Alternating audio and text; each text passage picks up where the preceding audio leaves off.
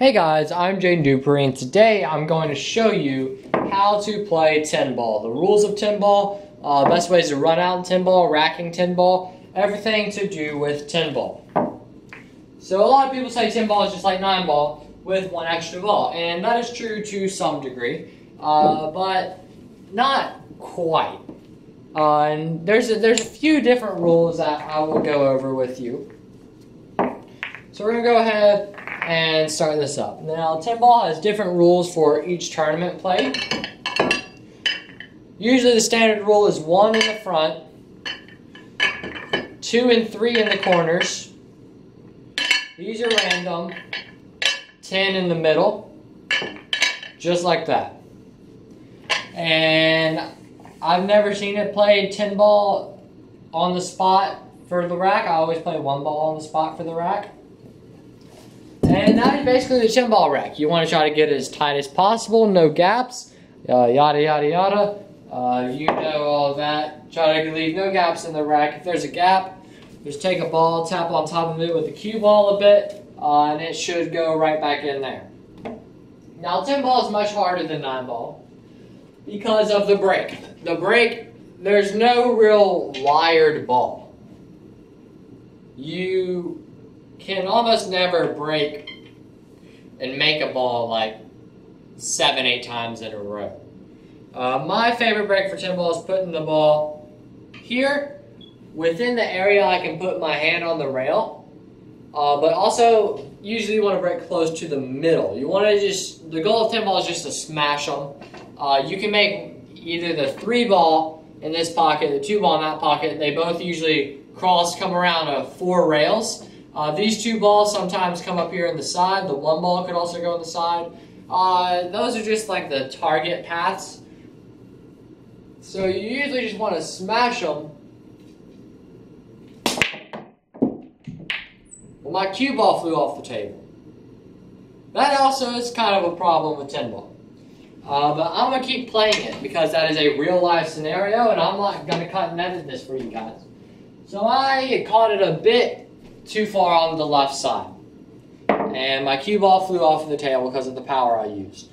Normally you like to hit it pretty full and stop your cue ball somewhere about there. Usually it's going to get kicked by something and it's not going to stop perfectly there, but if you try to, you may get that one lucky time. So tin ball, we're starting off with a rack like this. Tin ball, if you scratch, which also means fouling or cue ball flying off the table, for instance, it is ball in hand. You can put this cue ball anywhere you'd like. So it's just like regular 9 ball from here. Just let's say you're running the rack, blah, blah, blah, blah, blah, boring stuff. You're running them in order. Again, you can make combinations. You can make combination shots as long as you're hitting the lowest ball on the table first.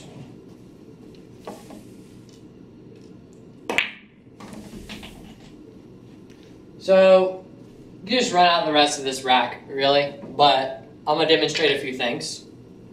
So if this was like this, 6 ball is the lowest number ball on the table, I can hit the 6 into the 8 and make that 8 ball. That is allowed. Shots like this, I can hit the 6 into the 7 and make the 7. I didn't make the 7, but you get what I mean. Just the difference between doing this in tin ball rather than 9 ball is if I go like, if I don't say anything and I just get down and do that, my opponent's probably going to come up and shoot next. Why? Because tin ball is call shot, call pocket. Normally, there are a slight amount of tournaments that aren't. Like Texas Open tin ball is not.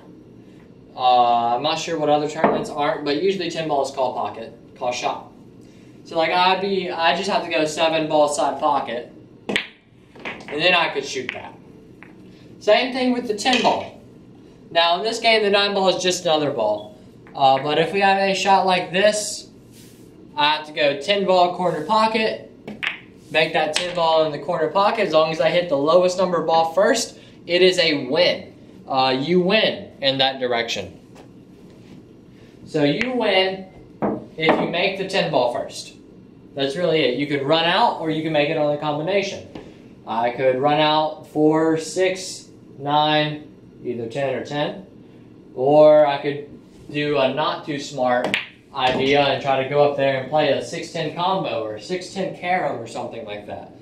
Low percentage, but you always want to call it.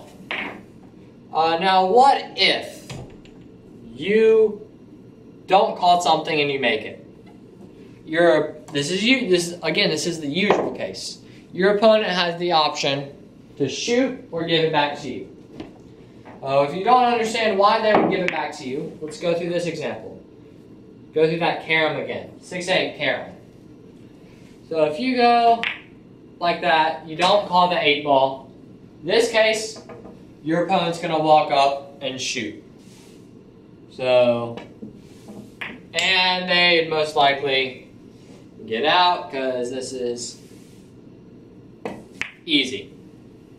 But put that back out here, 4-8 carom now.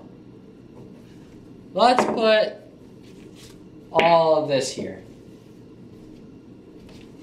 See if I can find another ball. Okay, all of this here.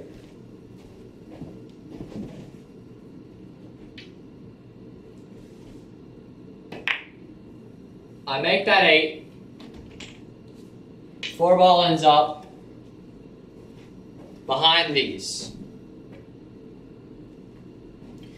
Now, if I'm the player coming up to shoot next, like if I'm not the one that made the 8 ball, I'm giving this back. I'm saying, no, I'm good, you shoot this.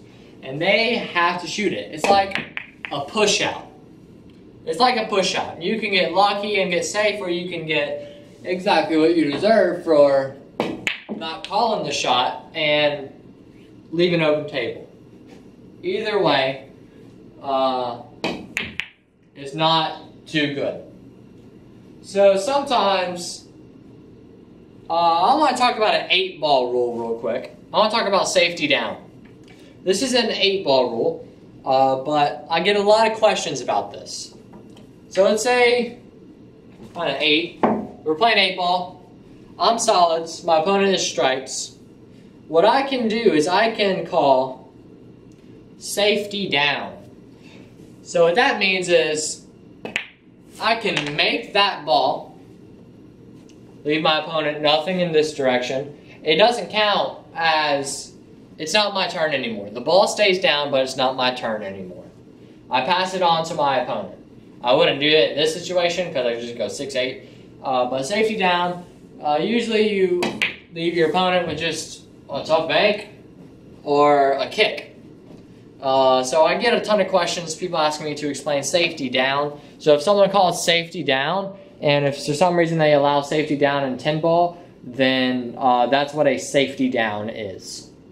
That was it for this video. Thank you guys so much for watching. I really hope you enjoyed. If you did, please click the like button down below. If you want to be notified when I upload a new video, you can click the subscribe button, then the bell icon right next to it. That just sends you an email and a notification saying that I've uploaded a new video. So we just hit 65,000 subscribers. 65,000, that is a lot of people. So guys, my main goal for this channel, as some of you know already, is 100,000 subscribers. I want 100,000 subscribers. So if we can share this video and share my channel as much as you can, share it to Facebook, share it to Instagram, just share it by word of mouth. Hey, have you seen this kid's videos? They're pretty informative. He knows what he's talking about. Stuff like that. So please share this channel. 100,000 subscribers. I want that plaque. I want to be the first pool teacher, like pool instructor on YouTube, to reach that milestone. And we are passing by everyone. Dr. Dave is next. I'm sorry, your videos are great, but my army's rising up. We're coming. So subscribe, share the channel, and I will see you in the next video.